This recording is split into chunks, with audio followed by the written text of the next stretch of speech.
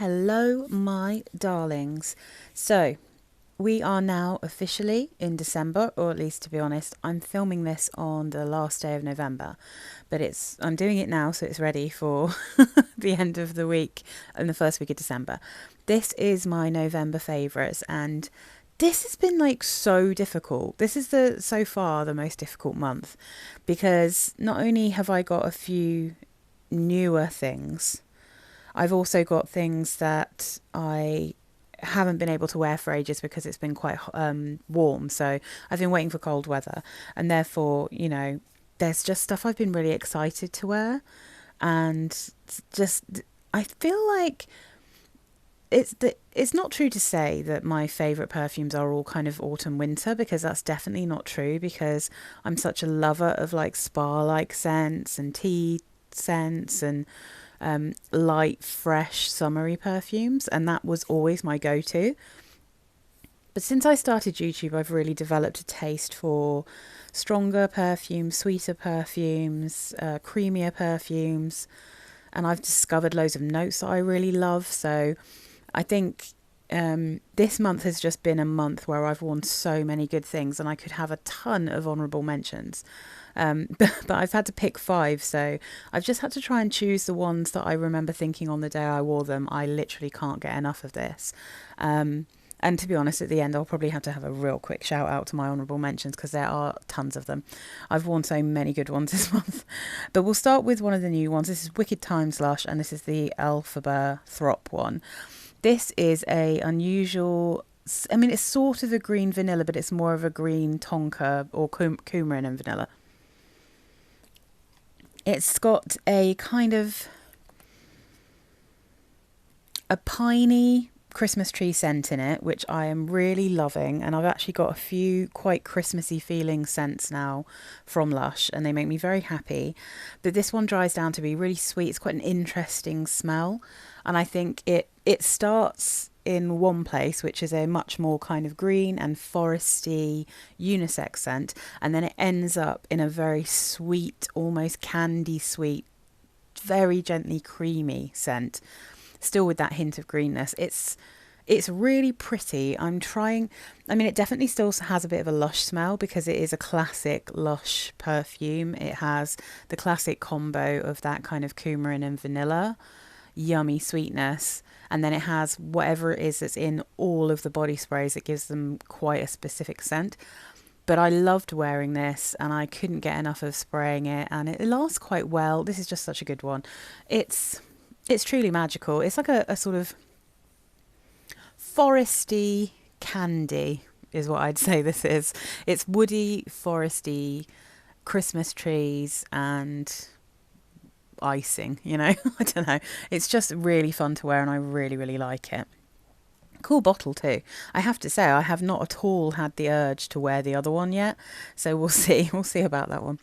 Next up, right, I'm going to push this over here because it is such a big bottle.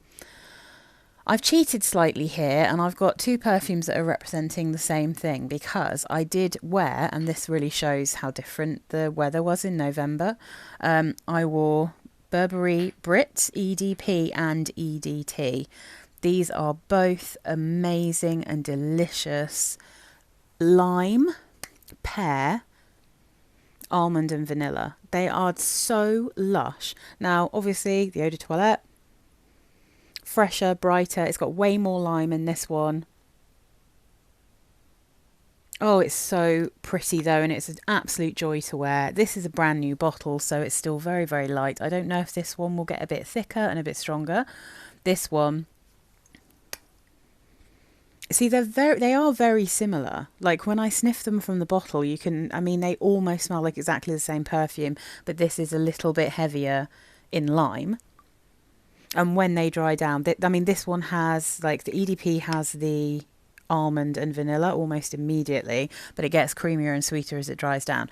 So with these ones, I would just say this is just the one I'm going to wear in warmer weather. This is the one for me in cold weather. And if you are the sort of person who like gets headaches, this one's going to be the safer bet probably. But yeah, there is definitely something quite perfumey about this at the same time. It doesn't just smell like a gourmand. You can definitely sense that there are some like woods and florals and oh, but it's just a pear, almond, vanilla, lime heaven. I absolutely love these perfumes. I was so happy to wear the EDP, and to be honest, the EDT is just such a good stopover for when I can't kind of wear this one, just because I find this really strong. It's not even that it lasts for like a massively long time. I just find it quite a strong perfume. And again, maybe that's because it's so perfumey. But yeah, I mean, these two, I'm just gonna put them that way really, because yeah. So I've sort of doubled up and cheated there, but oh, delicious. Now, okay, I'll do this one next. I won't talk long about this because I'm just so obsessed with this profile in general. Montguerlain, this is the intense version. This is the one that is perfect for winter. Oh, it is purely an intense version of the original.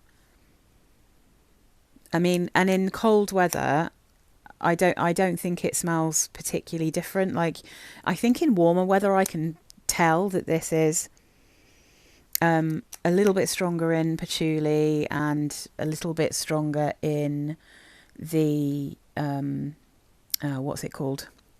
Maybe a little bit more of the licorice. So like some of the darker notes are a little bit stronger in this, but there's also double the amount of vanilla. So it does change it slightly. But I just found this month when I was wearing it in the cold weather, it pretty much just smelt exactly, or felt exactly, I should say. It felt exactly like wearing the original because it was cold. So, but it lasted longer and it was stronger. Oh, I'm so obsessed with Montguerlain, and I don't want to bore you guys, but I am so obsessed with it. And I have to be honest about what my faves were. And this, love it. Would have happily just worn it every week, and I do normally wear at least one Montguerlain a week. And then I got this a while ago, so I have talked about it before, but I've not been able to do a full wear of it because, it's just been not really cold enough for me to break this particular one out. Although, to be honest, it's not massively strong. Pure Poison, but this is the Elixir. This is one that I got a partial bottle of on eBay. And my goodness, I'm glad I got this. Oh my God. All right, I'm just going to have to push these. Maybe I should be sensible and push these big ones to the side here. And then have this one there. This beautiful bottle, I mean, you can see it's so gorgeous. Look at it. So fabulous. So this is basically just the original Pure Poison, but it's almost like it's got just a little gourmand hint in it. Let me just show you, because this was a partial bottle. It didn't have the sprayer attached. It's just got the screw top, which comes with these bottles.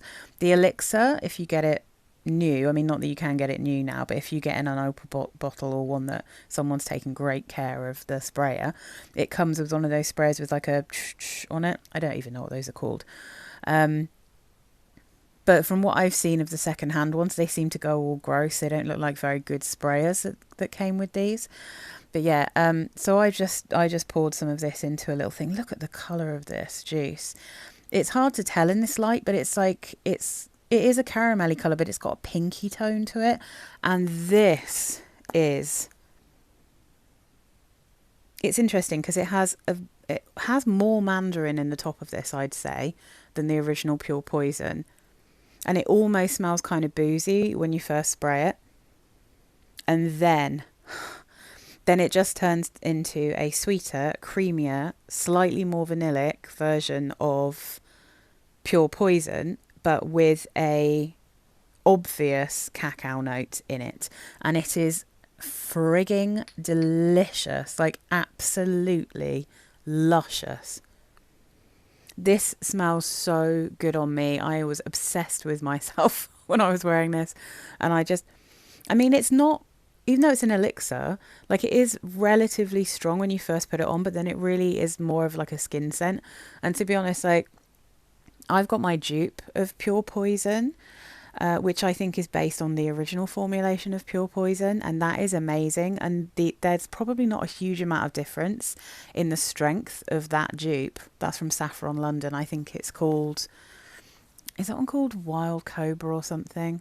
I can never remember what it's called, but this is absolute magic, and I would genuinely advise that if you are considering getting Pure Poison, if you're considering getting a new bottle, which are like £66 or something like that, maybe even 70 now for a 30ml, if you can find a partial bottle of this that looks like it's been taken care of from a decent person on eBay, then if you can afford to buy this, they're normally like about £100.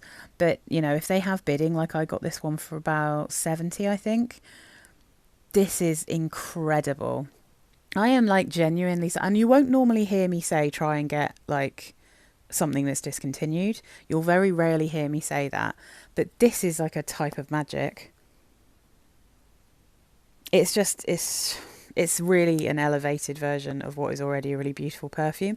I mean, I do really love Pure Poison, but I do think that the new version, because I've smelt that one in store, and I don't like it as much as the dupe that I have, which from what I've read looks like it probably smells a bit more like the original version.